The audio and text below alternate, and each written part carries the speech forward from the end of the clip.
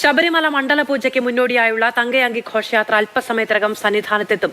ശരംകുത്തിയിൽ വെച്ച് ഘോഷയാത്രയ്ക്ക് ദേവസ്വം ഉദ്യോഗസ്ഥർ സ്വീകരണം നൽകി. തങ്കയങ്കി ചാർത്തിയ അയ്യപ്പ ഭഗവാനെ ദർശിക്കാൻ സന്നിധാനത്ത് വൻ ഭക്തജന തിരക്കാണ് ഉള്ളത്. കൂടുതൽ വിവരങ്ങളുമായി സന്നിധാനത്ത് നിന്ന് ശ്യാംസുന്ദറും കണ്ണൻ നായരും ചേരുകയാണ്. ആദ്യം കണ്ണനിലേക്ക്. കണ്ണൻ, തങ്കയങ്കി ചാർത്തിയുള്ള ദീപാരാധന കാത്ത് മണിക്കൂറുകളായി ഭക്തർ അവിടെ തുടരുകയാണ്. ഏറെക്കാലത്തെ കാത്തിരിപ്പിനൊടുവിൽ മാത്രമാണ് അയ്യപ്പനെ തങ്കയങ്കി പ്രഭയിൽ കാണാൻ കഴിയുന്നത്. എന്താണ് ഇനി സന്നിധാനത്തുള്ള ചടങ്ങുകൾ? ഭക്തിസാന്ദ്രമായ ഒരു അന്തരീക്ഷത്തിലാണ് സന്നിധാനം ഉള്ളത്. ഇപ്പോൾ എല്ലാവരുടെയും ചുണ്ടുകളിൽ നിന്ന് സ്വാമിയെ ശരണമയ്യപ്പ എന്ന ശരണ മന്ത്രം മാത്രം മുഴങ്ങുന്ന ഒരവസ്ഥയാണ്. ഓരോ മിനിറ്റുകൾ വേണ്ടി ഭക്തർ കാത്തിരിക്കുകയാണ്. കാര്യം വർഷത്തിൽ 2 ദിവസം മാത്രമായിരിക്കും അയ്യപ്പ വിഗ്രഹത്തിൽ തങ്കയങ്കി ചാർത്തിയുള്ള ആ ഒരു രൂപം കാണാൻ സാധിക്കുക. അതിനുവേണ്ടിയുള്ള ഒരു കാത്തിരിപ്പാണ്. 41 ദിവസത്തെ മണ്ഡലകാല അനുഷ്ഠാനങ്ങൾക്ക് സമാപനം കുറിക്കുന്ന ദിവസം കൂടിയാണ് നാളെ. ഇന്ന് വൈകിട്ട് ദീപാരാധന നടക്കുന്ന സമയത്ത് തങ്കയങ്കി ചാർത്തി ദീപാരാധന ഉണ്ടാകും. ആ സമയം വരെ 5 മണി മുതൽ ഏതാണ്ട് ഒരു 6:45, 7 മണി വരെ ഭക്തന്മാരെ സന്നിധാനത്തേക്ക് കയറ്റിവിടില്ല. പകരം ഈ തങ്കയങ്കി ചാർത്തിയുള്ള ദീപാരാധനയ്ക്ക് ശേഷമായിരിക്കും കൂടുതൽ ഭക്തന്മാരെ സന്നിധാനത്തേക്ക് കയറ്റിവിടുക.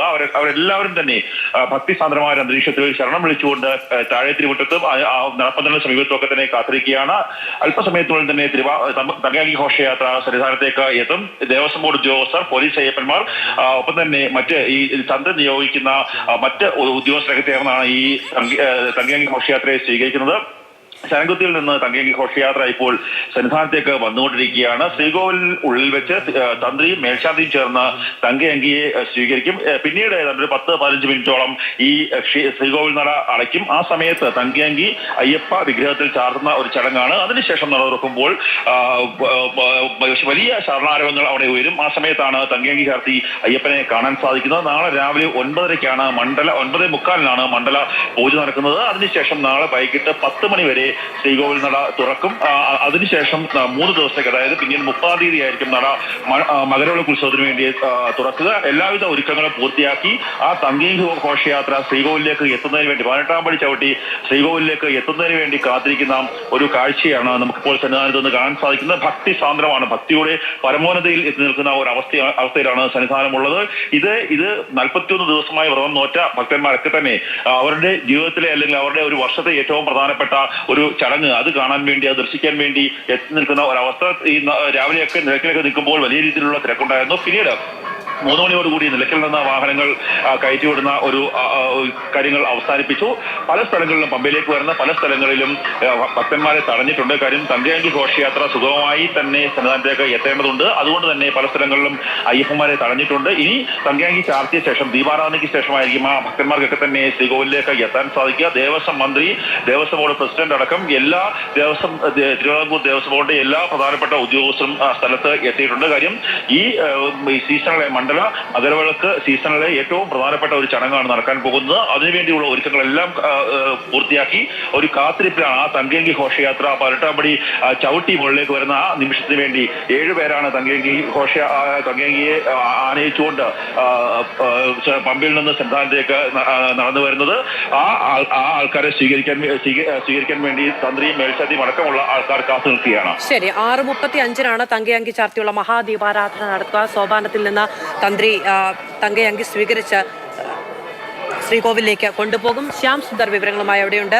ശ്യാം, 18-ാം പടി കടന്ന് സോപാനത്തിലേക്ക് എത്തുന്ന തങ്കയങ്കി തന്ത്രി ഏറ്റുവാങ്ങും. ശേഷം ഉള്ള ഏറ്റവും പ്രധാനപ്പെട്ട കാത്തിരിപ്പ് എന്ന് പറയുന്നത് ആ തങ്കപ്രഭയിൽ അയ്യനെ ദർശിക്കുക എന്നുള്ളതാണ്. മഹാദീപാരാധനയ്ക്ക് സന്നിധാനം ഒരുങ്ങി കഴിഞ്ഞുവോ?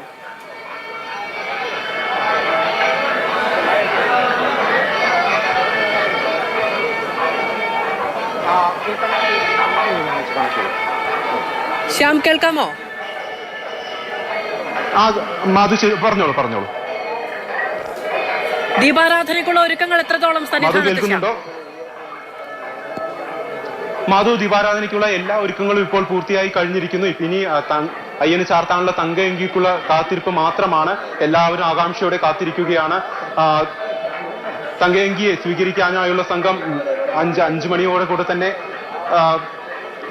ശരംകുത്തിയിലേക്ക് പോയി കഴിഞ്ഞിട്ട് അല്പസമയത്തിനകം തങ്കയങ്കിയുമായുള്ള സംഘം ഇപ്പോൾ 18-ാം പടിക്ക് താഴെ എത്തിച്ചേരുമെന്നാണ് നമ്മൾ പ്രതീക്ഷിക്കുന്നത്. അതിനായുള്ള കാത്തിരിപ്പിലാണ് എല്ലാം. ദീപാരാധനയ്ക്കായുള്ള എല്ലാ ഒരുക്കങ്ങളും ഇവിടെ പൂർത്തിയായിട്ടുണ്ട്. സോപാനവും മറ്റു ഇടങ്ങളും എല്ലാം ശുചീകരിച്ച് വൃത്തിയായി അയ്യന്റെ തങ്കയങ്കിക്കായുള്ള കാത്തിരിപ്പിലാണ് ഇപ്പോൾ ഉള്ളത്. അല്പസമയത്തിനകം തന്നെ ഇപ്പോൾ തങ്കയങ്കി ഇവിടെ എത്തിച്ചേരുമെന്നാണ് നമ്മൾ അറിയുന്നത്. ശരി, ദേവസ്വം ബോർഡ് പ്രസിഡന്റ് അടക്കമുള്ളവരുടെ നേതൃത്വത്തിൽ കൊടിമരച്ചൂട്ടിൽ തങ്കയങ്കി സ്വീകരിച്ച് സോപാനത്തിലേക്ക് ആനയിക്കും. അവിടെ നിന്ന് തന്ത്രി അത് സ്വീകരിച്ച് മേൽശാന്തിയും ചേർന്ന് ഏറ്റുവാങ്ങി ശ്രീകോവിലേക്ക് കൊണ്ടുപോകും. നാളെ 10:30-നും 11:30-നും ഇടയിലുള്ള മുഹൂർത്തത്തിലാണ് മണ്ഡല പൂജ. അതിനൊരുങ്ങി നിൽക്കുകയാണ് സന്നിധാനം. ശ്യാമും കണ്ണനായരുമാണ് വിവരങ്ങൾ നൽകിയത്.